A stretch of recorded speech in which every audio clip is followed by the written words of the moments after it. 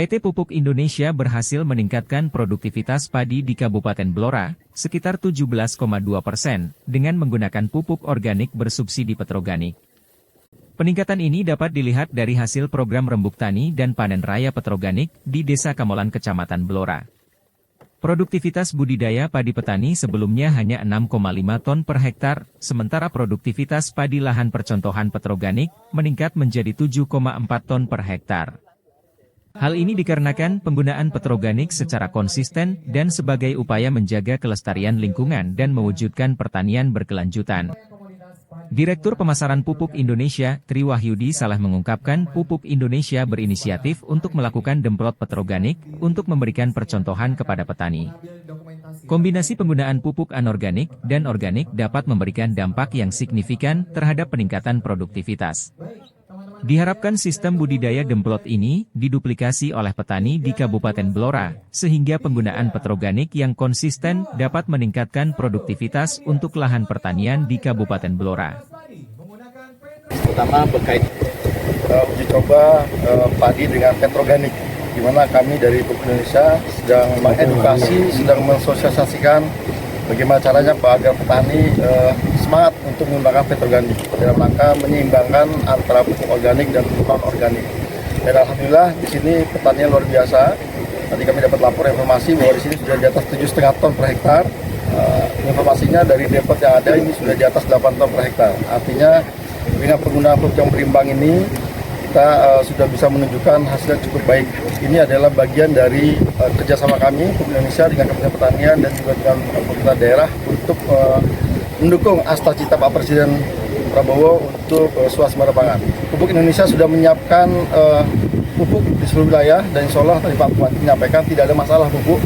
Ya, karena kami sudah menyiapkan 9,5 juta ton sesuai dengan alokasi pemerintah dan alhamdulillah sampai hari ini di Blora ini sudah mencapai 22% Pak Bupati dari 122.000 ton. Artinya Blora ini masuk urutan kelima secara nasional.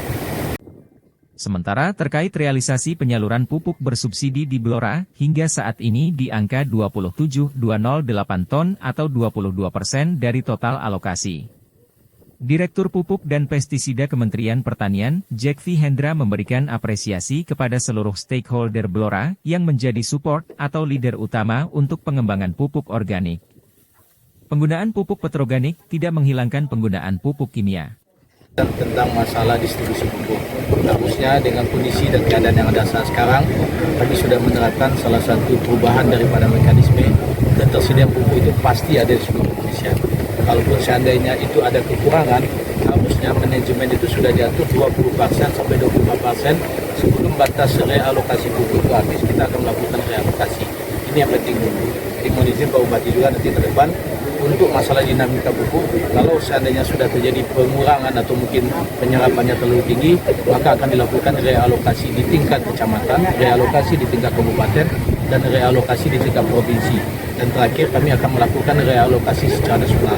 Jadi tidak akan ada lagi istilah pupuk tidak ada. Yang ada itu adalah keterlambatan mengajukan perubahan-perubahan. Nah itulah bersama-sama, ayo kita saling bergandengan tangan.